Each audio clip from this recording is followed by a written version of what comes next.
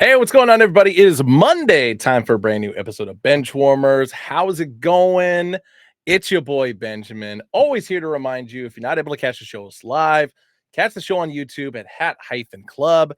Fancy word for I'm screwing the whole thing up. Subscribe to us, which is a fancy word for follow.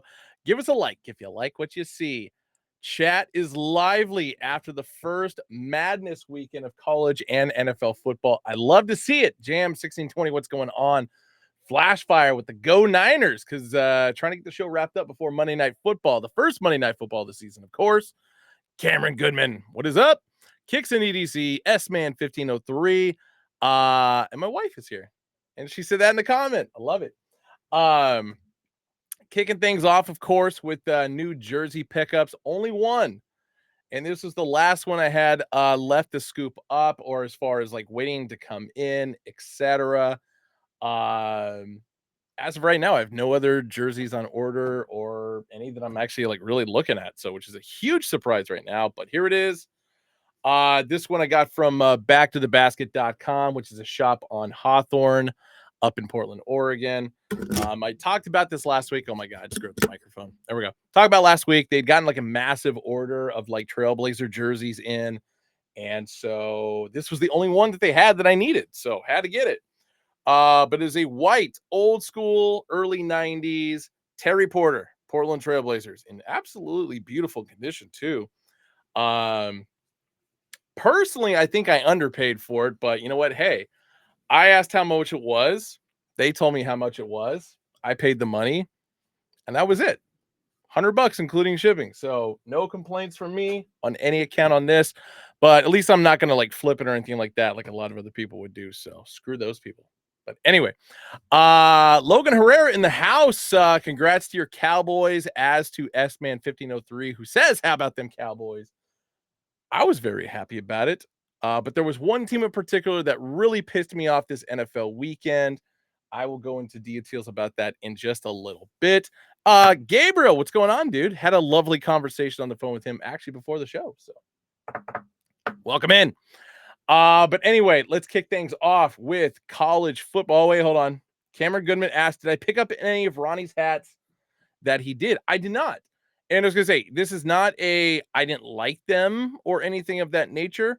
I am just very picky and choosy about the hats that I've been scooping up lately. But then again, if you look at like the last 4 years or so of hats that I've picked up, I mean, 90% of them match up with whatever basketball jerseys I'm wearing. So more of it has to do with that. It's like I got to have a whole outfit that I'm going to be put together with it. So it comes down to that. And it's not to say that Ronnie didn't have any hats that, catered to that. It was just I've already got like maybe 3 or 4 other ones that fall within the same color scheme. And so it's just like, you know what, I'm good. Plus, I mean, in regard to A's hats in general, which were like the two that a lot of people would think I would like more normally pick up anyway, being an A's fan and everything like that. But the problem is anything A's related I'm picking up these days is going to say Oakland on it.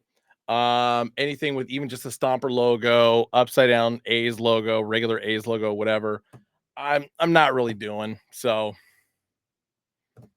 that's just the way things are working out. Plus, I mean, we only got a couple more seasons left or a couple more weeks left in the baseball season. And so I'm just like mentally prepared to like detach myself from the A's organization in general. So they fucked it up for a lot of fans and myself. So yeah, that's where I'm going with that. But anyway, let's talk about college football.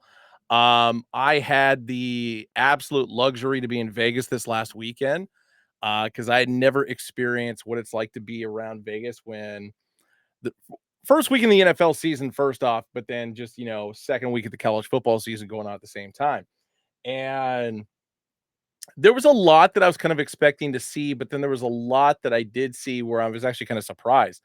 There were a lot of people there, but not as many as I was expecting. I figured it was just going to be a madhouse of just booze and debauchery and whatever. And I mean, there were people cheering, obviously, for their teams and for their bets and stuff like that. But it really wasn't as chaotic as I was kind of thinking it was going to be. And especially with me being like a big Hunter S. Thompson fan, Fear and Loathing in Las Vegas is like one of my favorite books of all time. which is about the old motorcycle race, the Mint 500 from, back in the 70s, the tail, yeah, early 70s, because it was tail end of the hippie era and stuff like that. So Steven Seabright with the comment of the night. Vegas was tame. You heard it here first. It was. It actually relatively was. Um, and so I was kind of going into it like with the optics of, you know, with gambling being at the forefront of everything, I was expecting just craziness and hoping to write about it. But it's just like, I don't know. I don't really have much to take away from that other than I had a good time and nothing troublesome happened or anything like that. So it's probably for the better. But Logan Herrera says, I feel like the first week, yes, just because the LSU crew came to town. That is true. Did I get right with God? I will get into the details with that at the end of the show. I promise you that. But anyway, let's go with college football. Um, I was shocked that this game, for as big as it was so goddamn early in the morning. And that, of course, is University of Texas versus University of Michigan. 31-12, the final score there. Quinn Ewers and company just putting the hurt, and especially Texas's defense just putting the hurt on the Michigan Wolverines. No real surprise there, but I mean, obviously, with the implications of the matchup, Michigan having just won the national championship the season before, uh,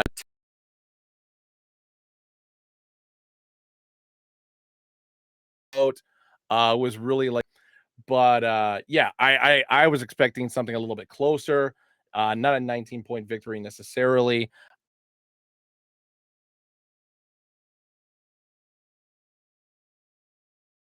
Better for Michigan, but not the case. My feed keeps cutting in and out a little bit.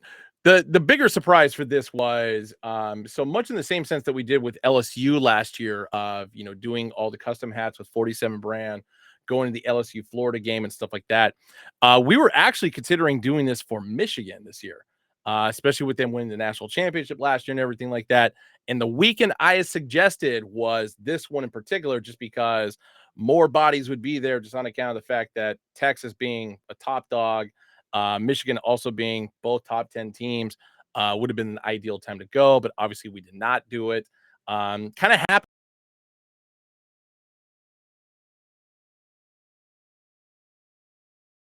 in the morning was a bit crazy. Time to actually sell hats. So, anyway, yeah, losing Jim Harbaugh was a big deal. Um, Ola Bode saying it. Texas defense is not to play with. I totally agree with that. Best of AZ in the house. What's going on? So, yeah, 31-12 final score in regard to Michigan and or Texas and Michigan. Penn State almost with a massive upset. Bowling Green held tough throughout this entire game. And it was kind of funny because the Texas Michigan game and this game, as well as the Oklahoma State Arkansas game, the Oklahoma State was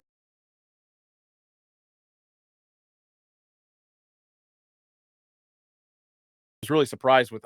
And sorry, my internet keeps cutting in and out just briefly, but anyway, so those three games I was watching at Fountain Blue because my buddy who I was staying with Friday, Saturday, into Sunday night had an event going on there, like an award show. So it's like, I'll roll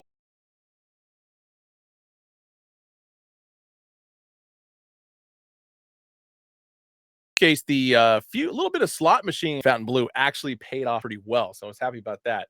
But Arkansas was doing really well up until halftime, up by 14 at the half, but I'll go into those details in a little bit. But this game surprised the hell out of me that Bowling Green was able to, hang as tough as they could against Penn State, who obviously started the season as a top 10 team and needed a miracle play kind of toward the end to get that final touchdown. To put them up by 10. Bowling Green then, of course, got a field goal, in the late stages. But that was it. 34-27, Penn State over Bowling Green. I'm going to talk about this game again in a little bit when we talk about the 25, the new top 25. So Arkansas, Oklahoma State. Double overtime for this game. And maybe it's my fault for leaving Fountain Blue at halftime and watching the entire second half at Harrah's, is what did me in on this one. Just because the fact that things were going so well at Fountain Blue, and then as soon as I got the Harrah's, everything went to shit. Um, yeah, this was part of a 3-leg parlay that I had put together on Thursday, and this was the last leg. The first two the first two legs had already hit. But I'll talk about those toward the end of the show when I show you the actual betting slip I put together. Olabode says Houston hanging tough with Oklahoma surprised me over the weekend. I did as well, and I'll talk about that game. And I got that on my list as well because that was another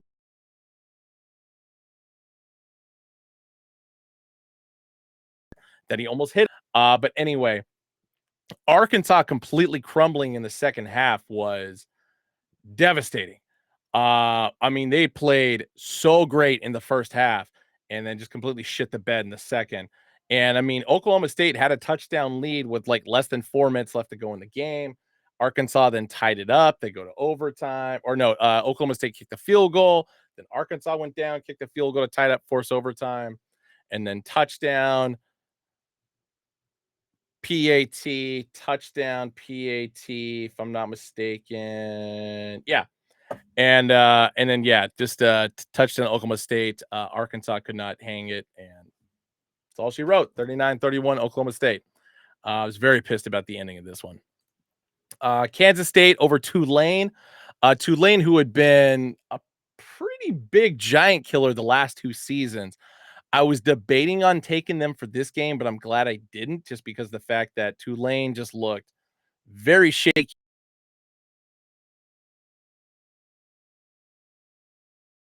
and touchdown recovery in this game. 34-27 for 17th ranked Kansas State. Avery Johnson, quarterback for Kansas State, with 2 touchdowns.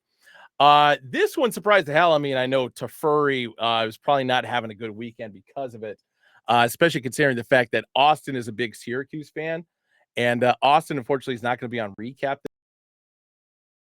about this game between the two of them, but it's not going to happen. But Syracuse with the surprise upset over Georgia Tech. Um, it was another game I was debating on putting a money on, and I did not, and kind of regret that. I should have taken Syracuse instead of Arkansas for that 3-leg parlay. I don't know what the hell I was thinking. Georgia just beating the brakes off of Tennessee Tech. No surprise there. 48-3 is the final score there. Carson Beck, 5 touchdowns, 242 yards in the air, baby. Utah over Baylor. No surprise there. Utah's been playing really good football the last couple of weeks, especially as a no longer member of the Pac-12, entering into the Big 12. I could see them winning the conference, to be honest. So, but 23-12 final score there. Iowa State, Iowa was a hell of a game. A lot of field goals, but a lot of drama toward the ending stages. Iowa had gone up by a field goal toward the end. Iowa State pushed the field, got a last second field goal off. I don't know if you guys saw the video that Brock Purdy put together, because he's an Iowa State guy, of him watching the game and just going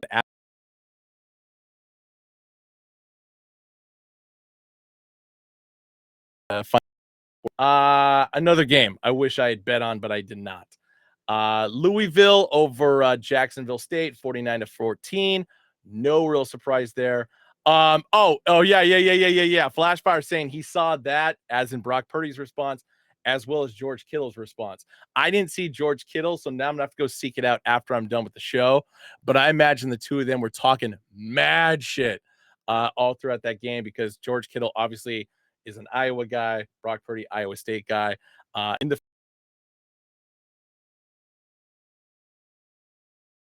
find themselves on the field. To which case, Brock Purdy connect for at least 2 touchdowns, if not at least 100 yards. That would have been a good bet to throw down, actually, before before I left Vegas. Damn it. Ole Miss beating the brakes off of Middle Tennessee. No surprise there. 52-3 final score. Henry Parrish, 4 touchdowns and 164 yards, or 765 yards on the ground for Ole Miss. Miami beating the brakes off of FAMU, which of course is Florida A&M University, 56-9.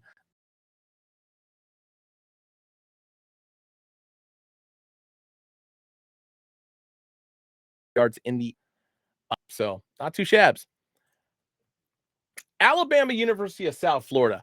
This was a game that was much closer than the final score would have you believe. I don't know if any of you guys watched that game. My buddy Alex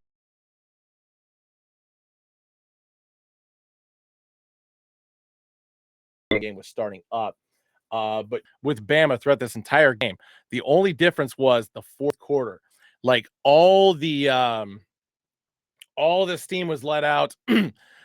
University of South Florida just been hanging with Bama throughout the entire game. Going into the fourth quarter, it was a three.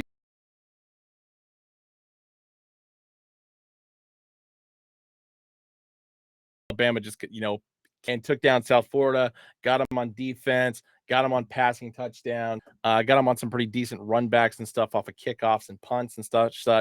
So it was sad to see. Like I was really hoping this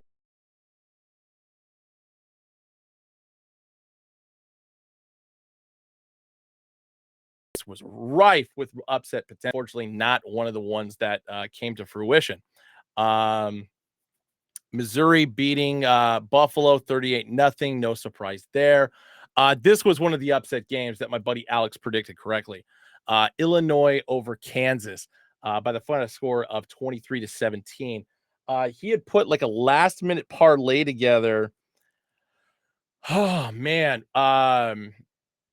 It was only a two leg. He had taken Illinois over Kansas and Houston over Oklahoma.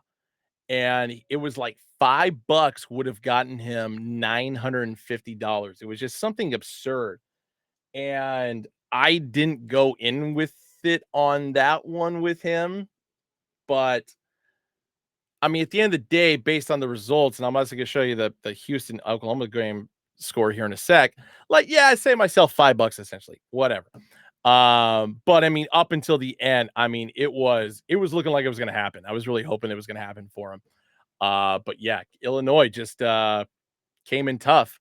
Nebraska's former coach, Bert Beliamy, if I remember his name correctly, is the coach of Illinois. So it actually kind of makes sense why the Fighting Illini actually had a decent squad to take Kansas down. So Ohio State over Western Michigan, 56-0. No surprise there. Tennessee over North Carolina State. One of the few ranked matchups that went on this weekend. 51-10 was the final score there for Tennessee. And LSU took down Nicholls State 44-21. Garrett Nussmeier with 6 touchdowns and 302 yards in the air for LSU. Fucking crazy.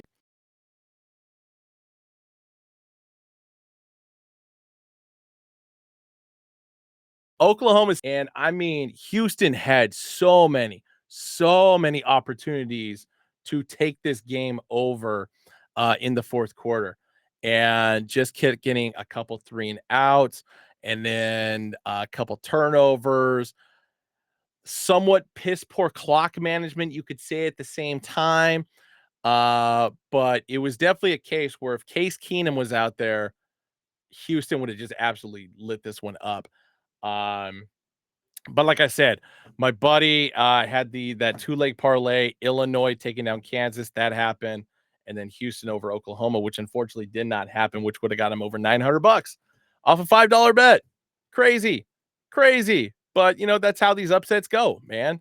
Clemson over Appalachian State. This was part of a massive parlay that he and I had put together. This one, of course, did not even come close. I don't know what the hell we were thinking on it, but whatever. Well, I think a lot of it had to do with the fact that Clemson got smoked the previous week by Georgia. So it kind of made sense why we threw it on there. Flashfire says, speaking of Case Keenum, how do you get a Progressive commercial? He's got a great agent. And I'll admit, in regard to Progressive commercials, that is the one reason why I hate that Baker Mayfield is no longer in Cleveland, because I love those commercials that he was doing. But at the same time, if Baker Mayfield was in Cleveland, he would not be the starting quarterback for my Tampa Bay Buccaneers. So I love everything that came out with that, just because Baker had a hell of a fucking Sunday yesterday. Woo!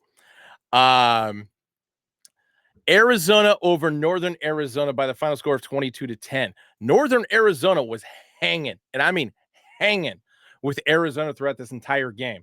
There was a last minute parlay that my friend and I put together, which was NAU upset over Arizona, New Mexico State over Liberty, and I think we threw in Mississippi State over Arizona State as well. But I also did it as a separate NAU over Arizona and New Mexico State over Liberty. To which case, like I said, you look at the final score, NAU losing by 12. That's not the story. It was much closer till the very end of the game, and there was actually a really good chance we could have hit on that one. So anyway,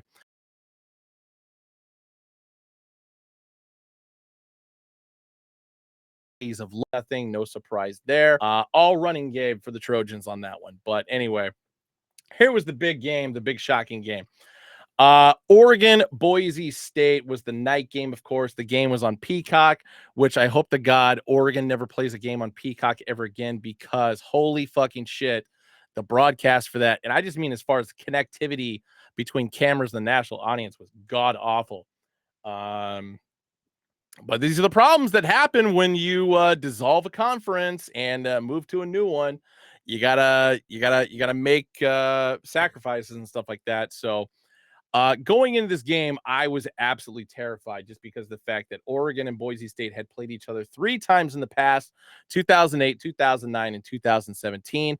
I can tell you one thing: that 08 and 09, I didn't go to either of those games on purpose. I mean, one, because it was in Boise, but the 08 game was home at Autzen. I just wasn't feeling it. I don't like seeing losses in person. I've seen very few in my lifetime, and I'm okay with that. Um, but yeah, this was one because the fact that Oregon was 0-3 lifetime against Boise State. I don't know what's going to happen. And yeah, you could say, well, Oregon's got a so much better team than Boise State does. Well, at the same time, Boise State is one of the best running backs in college football, and he proved it. Oregon couldn't stop him. I mean, they finally did toward the end of the game, but there were pockets of time where they had trouble doing it. But my God, 243 yards in the air for Dylan Gabriel, including 2 touchdowns. He did have a rushing touchdown as well, but he also went for negative 15 yards total just because he got sacked. That's the only reason why that happened. But hands down, the play of the game, and I am still boggled as to what in God's name was going through Noah Whittingham's mind when this happened. The fumble at the goal line, a la Utah from God, what was that, like 7 or 8 years ago, where Oregon went to Utah and Utah basically did the same thing. It was a kick return. Dude fumbled it before he crossed the plane. Oregon picked it up and ran it all 100 yards back for a touchdown. I thought the same shit was going to happen here. But thankfully, one of Oregon or Noah Whittingham's teammates saw what had happened and just picked the ball up in the end zone. The ball did not go out of the end zone. It just sat there. And so that was why Oregon got the touchdown. That's why there wasn't a review. No argument for that. The one argument that I got to make for this is, what in fuck were you thinking dropping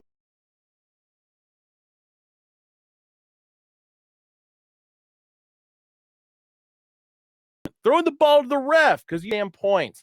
And thank God they did. And thank God for Atticus Sappington.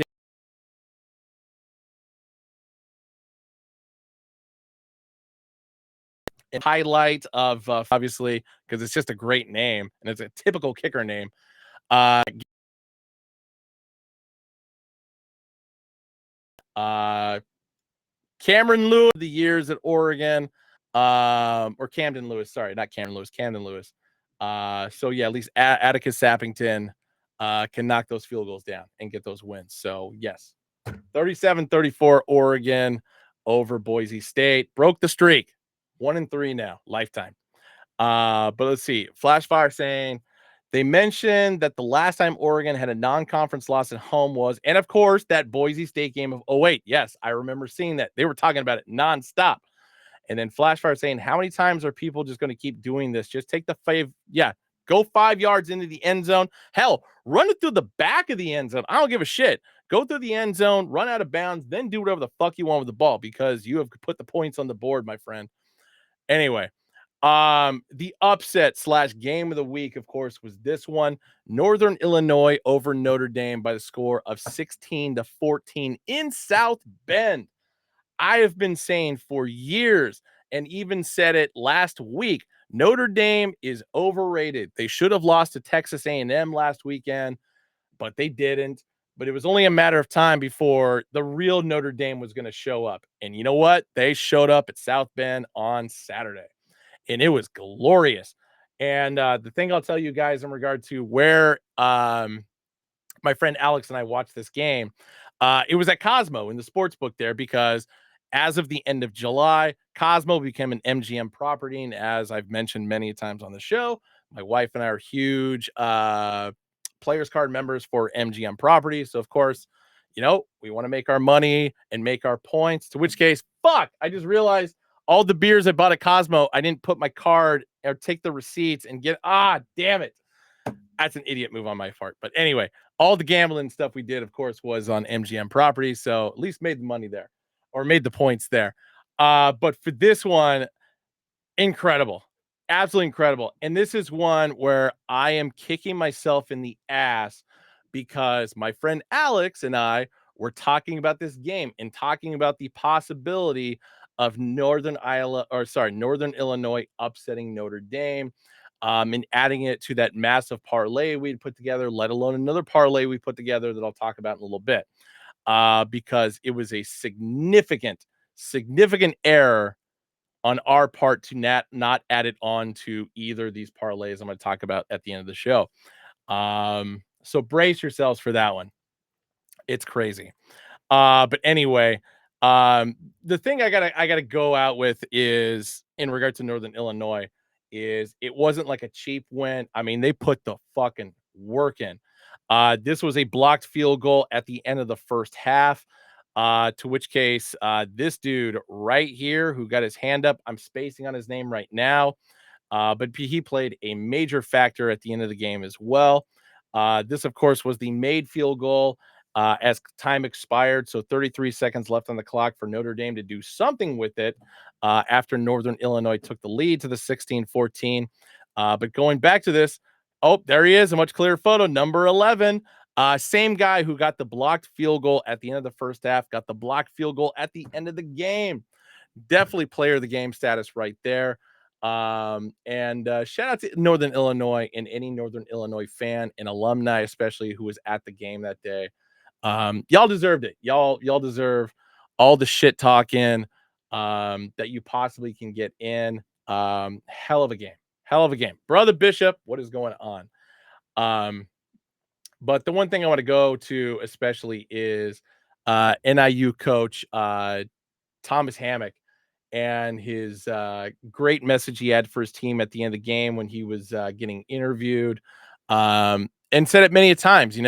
We don't rely upon luck to win games. We just got to play our best. And NIU, having been a giant killer numerous times, actually, when he took over the head coaching job, I think this was his fourth victory, if I'm not mistaken, over a top 10 team since he took over the head coaching job at NIU. So, dude's got it. Loves his kids. The kids love him. They put the work in, and couldn't be happier for them. I just wish I had added them to my parlays. That's all. But I'll talk about that in a little bit. So anyway, after all is said and done, we went through the entire AP top 25. Here is the updated list. Georgia staying in the same spot. Texas moving up a spot because they beat Michigan. Ohio State going down to 3. Bama, Ole Miss, Missouri. Tennessee jumping up to 7. Penn State staying at 8. And Oregon dropping to 9. Like this, Oregon is 2-0. And I mean, so is everybody else ahead of them. But at the end of the day, the fact that Oregon is getting penalized because, yeah, they're winning close games, but at the same time, once Big Ten play starts up, if Oregon starts beating the piss out of these Big Ten teams, yeah, they're going to move up the ladder. But at the same time, Penn State barely got by Bowling Green. So how the fuck does that equate to, oh yeah, well they're better than Oregon? Like that's bullshit, man. Tennessee I get because they beat a number 25th ranked North Carolina State. But I don't know. Just stay in the top 12 throughout the season, whatever. Oregon will get the shit figured out. But yeah, NIU jumping up to 25, Notre Dame dropping from 5 to 18. Personally, I think they should get knocked out of the top 25, but that's just me. Iowa State jumping up to 21, which basically took over their spot that I was holding on to. And yeah, that's it. Somehow Utah dropped the spot to USC, which I'm a little confused about. But then again, USC did beat LSU, a ranked LSU the week before. So okay, I kind of get it in that regard. But anyway, moving on into, of course, the NFL. Olabado says Oregon ain't playing impressively for their keep. That's why. No, I get that. I totally get that. But that doesn't matter because they still fucking won at the end of the day. Not to mention, we'll see how the end of the season goes, especially considering the fact that most of these experts and analysts of the AP had been saying nonstop that Boise State's running back is one of the best in the country, if not the best in the country. So, how do they get penalized for beating this team? It doesn't make any sense to me. But it's early, things can change, whatever. Um, Kansas City Chiefs and Baltimore Ravens kicking off Thursday night football this last week on September 5th. Final score 27-20, of course, for the Kansas City Chiefs. Not a great game for Patrick Mahomes, which kind of affected me because I have him on my fantasy team. And I did pick the Ravens in this game, especially based on our Pick'ems league. It could have happened. It should have happened if Isaiah Likely would have gotten this last little toe in the end zone. My God. I mean, at least it would have gone to overtime at the worst. But, based on the way that John Harbaugh was kind of reacting after the touchdown, they were going to go for two and try and win the game in regulation. So it's just a bummer that it came down to this. Um, Steven Seafried, who was in the chat, had posted the screenshot of Kevin Durant having his toe on the line for that three-pointer against the Bucks in the Eastern Conference Finals years ago. Very similar circumstance on that one. So, yeah. PUMCV says, I had Oregon in my last leg of my teaser. So, of course, I was tight. This is why I don't put money on Oregon. The last time I put money on Oregon was to win the Pac-12 championship for college basketball. And it paid off. Because it was the final tournament. But any outside of that, it's like I hate betting on my teams or betting in fair on my teams because they will always find a way to fuck it up for me. I don't know why, but it always happens. Moving on to the Friday. Damn it. Sorry, I got a text from one of the stores. Eagles with a Eagles and Packers nail biter in Brazil. 34-29 in favor of the Eagles. Shout out to Saquon Barkley. And also shout out to the New York Giants for being fucking idiots. Basically allow him to sign with Philadelphia. 3 touchdowns in his debut, 2 on the ground, 1 in the air, which matched AJ Brown, his teammate, who also had a touchdown in this game, in his record for most touchdowns in a debut for the Eagles. Jordan Love actually had a decent game, but of course had his little MCL boo-boo at the end of the game. More updates on that we're just kind of waiting to see what happens with that. And of course, Jaden Reed with a hell of a debut. 1 in the air, 1 on the ground, touchdown in regard to them, and a shit ton of yardage. Who got him on fantasy? Yeah, that was this guy right here. So worked out pretty well. But yeah, Eagles with the win, Packers with the loss, 39 or 34-29. All right, Sunday's games. In our Pick'ems league, and this is my idiot fault for not going back and double checking before the game started. I was dead convinced I had taken the Saints -4.5 in this game. Dead convinced. Needless to say, once the games ended, I went back to look at my scores, and I had somehow stupidly picked the Panthers +4.5. Don't remember doing it. Don't remember wanting to do it, but apparently it happened. But goddamn it, the Saints beat the living dog shit out of the Panthers. 47-10. No surprise there. 2 in the air from Derek Carr. He looked actually pretty goddamn solid. So I hope his fortune continues throughout the season. Vikings beating the brakes off the New York Giants. No surprise there. Sam Darnold actually looking pretty decent. 28-6 final score there. Where are we going into next? We are going into the Pats.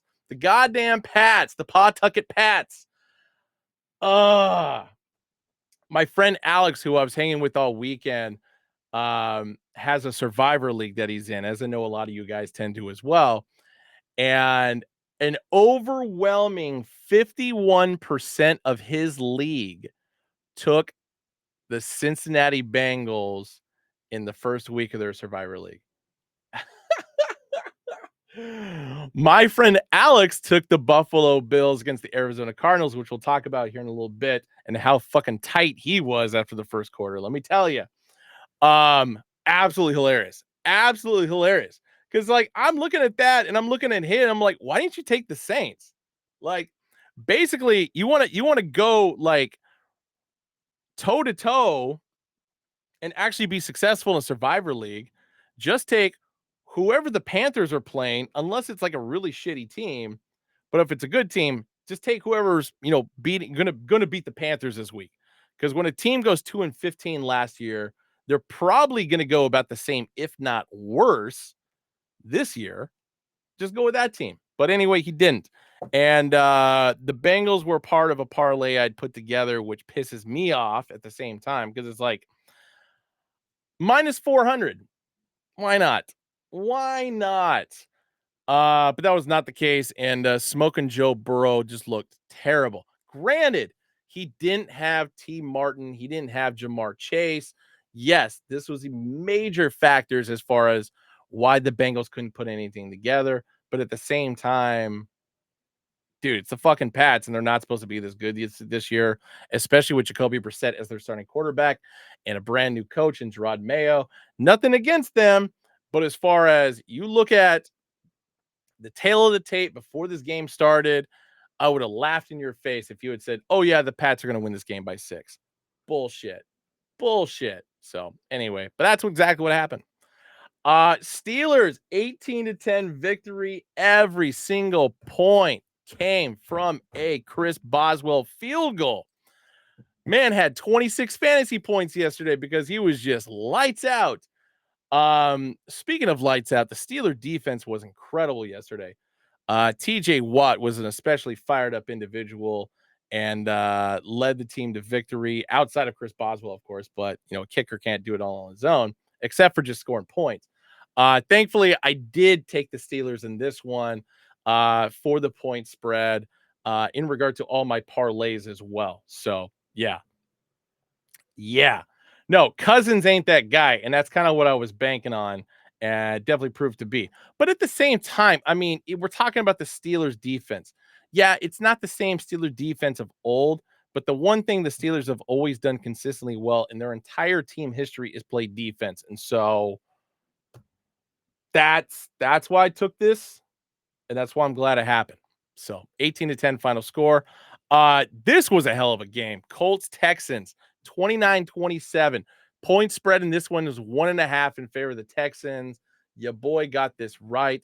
But both CJ Stroud and Anthony Richardson had incredible games. Running game was also solid for Joe Mixon, who is a noticeable absence in regard to the Cincinnati Bengals. 153 on the ground, including 1 touchdown. Yeah. Crazy that the Carolina Panthers took Bryce Young over CJ Stroud. Till the end of time, that one's going to bite him in the ass, and I ain't mad about it. So, anyway, Buffalo Bills. I know Austin was on the edge of his seat throughout his entire game, probably smashed a table or two before the game even started. But Jared Allen, fumble loss, yes, but 2 touchdowns in the air as well as 2 touchdowns on the ground. 34-28 final score there. So my boy Alex did survive his Pick'ems Survivor League for week 1. Thank God for that. But yeah, this game was insane. And Arizona had so many opportunities to put it away, but they didn't. And that's on Kyler Murray and company. I mean, really. So Chicago Bears getting a big I'm not gonna say decisive win over the Tennessee Titans, but it was definitely big. Not a single offensive touchdown was scored in this game. But hey, defense wins championships, baby. 24-17. Yeah, Titans just straight up blew it, man. Straight up blew it.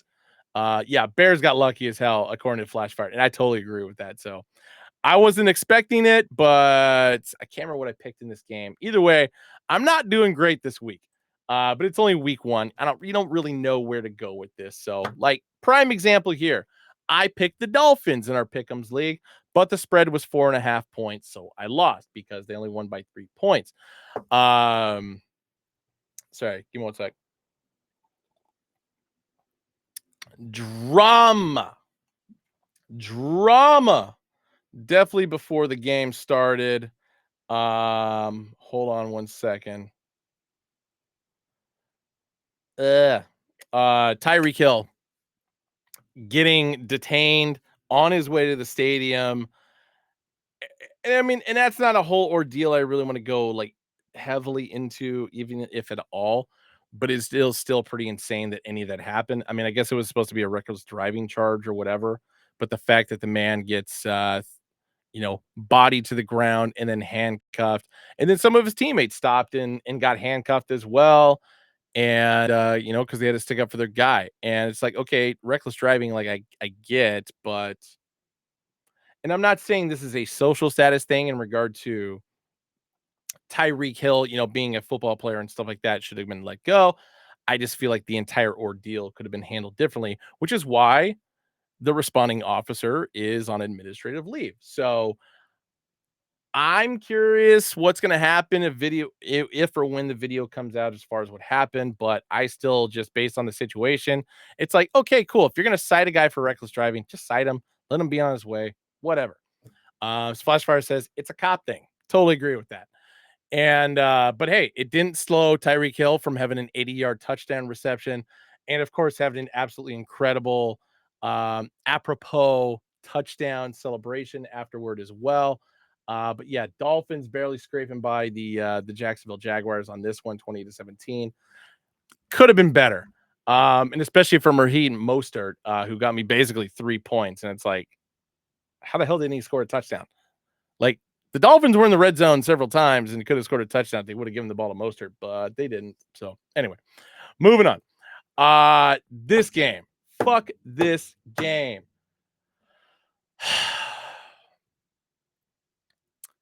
I watched this entire goddamn game. I mean, I was hoping the Broncos were going to win just because Bo Nix making his debut. And whoever at CBS put up the message that Bo Nix is the oldest rookie starting quarterback in NFL history since 1950. I hope you got fired, because I don't know how you forget about Chris Wenke winning the goddamn Heisman at 28 years old, and of course making his debut with the Carolina Panthers. What was this, back in 01? At 29. Like, how do you fuck that up? Bo Nix is only 24. Like, significant time difference there. Anyway, this game, I mean, Bo Nix threw 2 picks, yes. One of the picks that he threw, actually, if you're a playing chess over checkers perspective, it was fucking genius, because the fact that one or two plays later, the Broncos forced a safety, and I wasn't mad about it, because but the end result of this game is the Broncos lost, and they scored 2 safeties in this game. How the score do you score 2 safeties and allow a team to beat you? Like, that makes no sense. Clearly, things were going right at some point during the game. Like, the score was 10-9 at one point. And I definitely saw a meme about it in regard to the Star Wars with Anakin and was it Padme? Um, you know which kind of meme I'm talking about. But anyway, and it was like the whole, oh, so how were the points scored? Was it a touchdown, a field goal, and then 3 field goals? And then it's just like, no, dude, it was fucking insanity. And we had moved on to Aria Sportsbook for this game, and I explained that to some guy when he said, "Oh, 10-9, I wonder how that happened." And I turned around, it's like, "You're not gonna fucking believe what I'm about to tell you right now." And so anyway, but Bo looked really sharp at the end of the game. And honestly, his receivers kind of boned him in the first half. So it's not all on Bo, because if a quarterback hits you in the hands with the goddamn football and you can't catch it, how is that Bo Nix's fault? It's the same thing as quarterback makes a throw, hits the receiver in the hands, and then just bounces out and gets intercepted. How is that on the quarterback? So don't read into stat lines and everything like that. If you're not watching this happen, then you have no perspective on this. But yeah, I am pissed that the Broncos lost this game, and I'll explain to you why here in a little bit. Chargers over the Raiders, no surprise there, 22-10. Run game, run game, run game is what did the Raiders in for this one. How about them Cowboys? Cowboys were going plus 150. Who in God's name thought it was a good idea to favor the Cleveland Browns over the Dallas Cowboys? Madness, especially with CD Lamb playing, because this was definitely part of my parlay. So I was very happy to see Deshaun Watson or Deshaun Watson more specifically just get abused throughout the entire game. Um, yeah. Oh no. Flash fire, you took the Browns? You poor bastard. Oh my god. Yeah, no. And I was gonna say, Prescott didn't have that great of a game. I think he only had one touchdown in the air or whatever. But it was a running game. Running game did this one in. So Cowboys win. There they are. My Buccaneers, 37-20 over Jaden Daniels and the Washington Commanders. Baker Mayfield, 289 in the air and 4 touchdowns, including 2 to Mike Evans, baby. And not easy ones either. Mike Evans may have 2 of the top 10 catches of the year just based on this game. And you know who else had a good game? Look at that. Number 7, Bucky Irving, former Oregon Duck, 6.9 average yards per carry, 62 total. Rashad White did much better as far as being a catch and run receiver. He had 75 via that, but also 31 on the ground. Not too shabby. Not too shabby of a day. And this is why I picked Bucky Irving with my last overall pick in the fantasy draft. So, yeah. Who is that guy atop the rushing board? Who is he? Oh, man. And every expert who said, oh, he's not going to pan out in the NFL. Yeah, I know we're talking about one game, but that's a 6.9 yard per carry average. Fuck you if you thought he was not going to pan out in the NFL. In the last game of the night, of course, Detroit Lions 26-20 in overtime, nail biter. And more of a nail biter because the spread in this game was 4.5 points, or no, 3.5 points in favor of the Lions. Thankfully, Montgomery and Gibbs had a hell of a game. Goff was a little off his rocker at times. But yeah, David Montgomery with the game-winning touchdown at the very end of the game. Put him up by 6. That's how she ends. Super stoked about that one. But anyway, that's NFL. And of course, we got Jets Niners tonight, which I'm going to talk about here in just a little bit. But let's see what's going on in baseball. Houston still atop of the American League West. 4.5 games behind is the Seattle Mariners. 3 additional games beyond that, Texas Rangers, Oakland A's, another 8 games behind, and the Los Angeles. Over in the East, Yankees on top right now by a half a game. Boston just fading and fading and fading, about to get taken over by the Rays, which would be awesome. And over in the Central, my wife's Minnesota Twins sucking ass right now. And I would say the Royals are sucking ass as well, especially considering the fact they're 4-6 in their last 10, but the last 4 were wins. So they got it together, 2.5 up on the Twins at the moment. Cleveland still barely hanging on to the central lead. Over National League side, Philly still on top by 7 games, but the Braves and the Mets are now tied with each other. Kind of dicey right now, kind of spicy as well. Austin's got to be stoked at the moment, but anyway, over in the Central, Brewers on top by 9 games. Just finish it out, boys, please, for the love of God. Cubs, then followed by the Cardinals, then Reds and the Pittsburgh Pirates. And over in the West, 6 games separate the Dodgers ahead of the Padres and the Diamondbacks, who are half game separates them. My bad. But then the Giants are just kind of fading fast as well, and so are the Rockies because they are out of it, baby. But wild card, Orioles, of course, on top, followed by the Royals, followed by the Twins. But the Tigers and the Mariners they're looking in. They are looking in. I still feel like the Mariners are going to get in the playoffs, but I'd prefer them to do it as division winners. Please, you got time. Do it. San Diego Padres on top in the NL wild card, half game ahead of the Arizona Diamondbacks. And then, like I said, Braves and Mets tied for second place in the AL East, but also tied in the wild card standings, followed by a 5-game separation over the Chicago Cubs, then followed by the Cardinals, Giants, Reds, so on and so forth. But anyway, on to sports gambling and all these bets and parlays that I was talking about that I was pissed off about. So Friday night, my friend Alex, who lives like, about a mile away from the Palms, we went there. We threw some bets in. This is one of the bets I put together because there were only a few college football games going on that night, aside from obviously the Eagles and Packers game. And I was like, you know what? BYU over SMU, underdogs. I will take that. And then it was Duke versus Northwestern at Northwestern. I knew there was a bit of a storm going on, or at least like high winds. Duke's got a pretty solid running game. So it's like, you know what? I'm going to take Duke in this one. BYU took care of business, not handily, but they took care of business. Duke won as well, but it took 2 goddamn overtimes to make that happen. And then Arkansas, who should have gotten the win based on the way they played in the first half and continued that momentum, but they did not. The highest point that I had the ability to cash out on this bet was $72. And that was at the start, if not the middle of the third quarter. And the whole time I'm looking at that cash out option, I'm like, I should take this. I should take this. But I'm here to gamble. So I gambled and I fucking lost.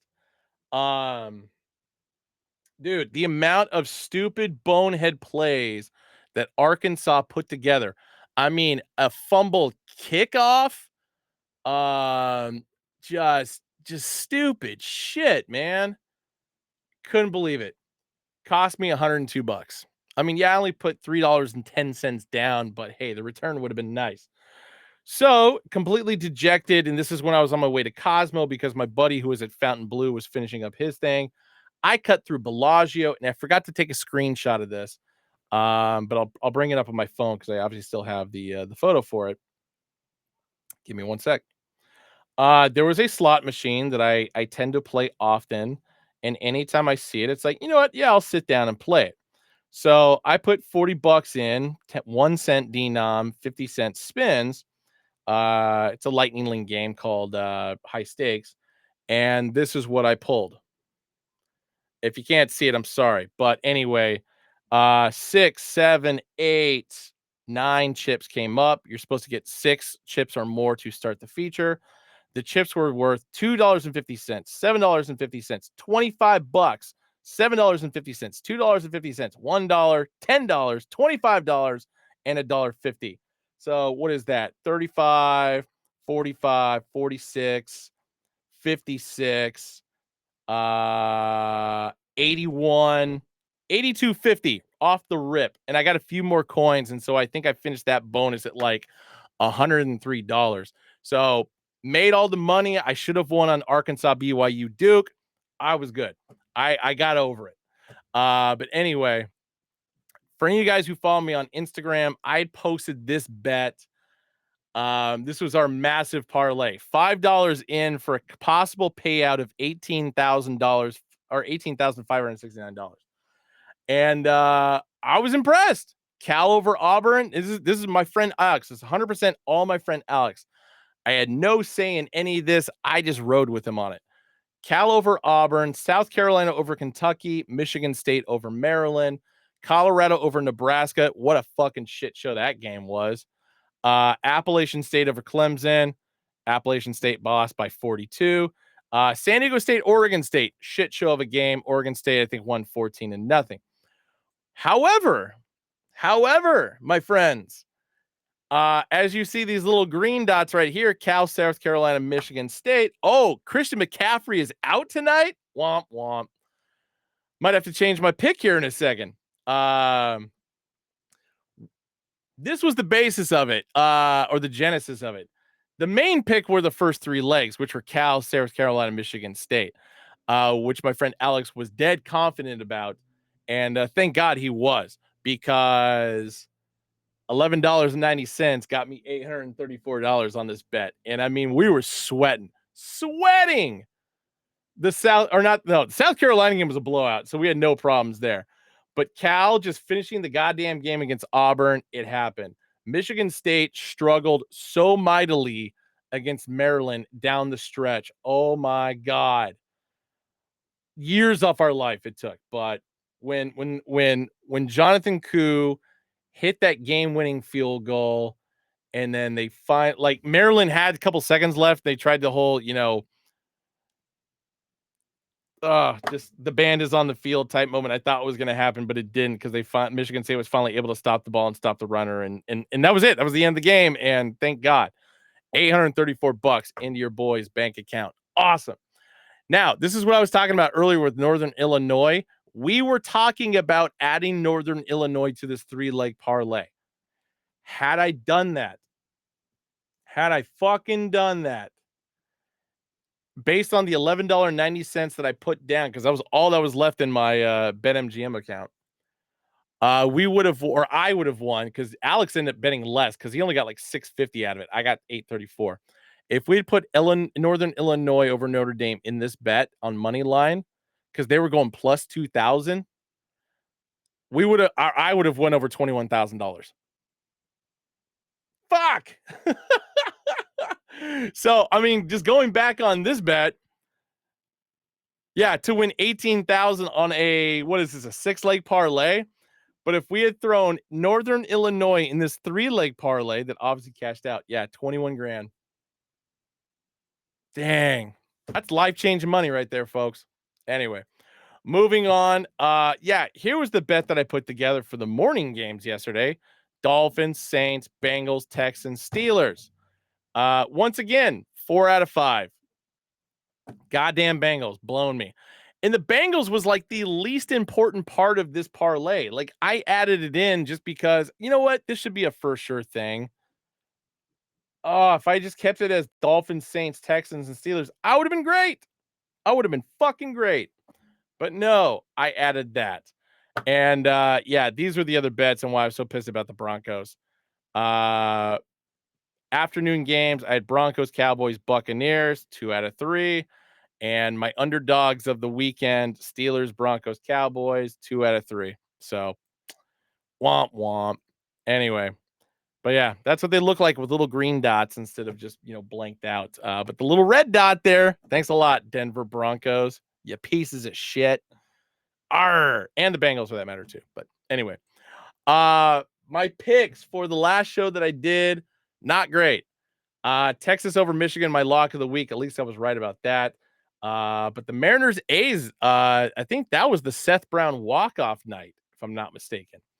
Packers did not beat the Eagles, and LAFC versus Houston Dynamo ended in a goddamn draw. Sad times, friends. Sad times. So my picks this week kind of affects things now, knowing Christian McCaffrey's not playing, but I still feel like Brock Purdy and George Kittle are going to be on the same page tonight. 49ers over the Jets, money line, minus 210, although it's probably changed now that McCaffrey's not playing. I've got the Guardians over the White Sox tonight. Feel like that's easy money there.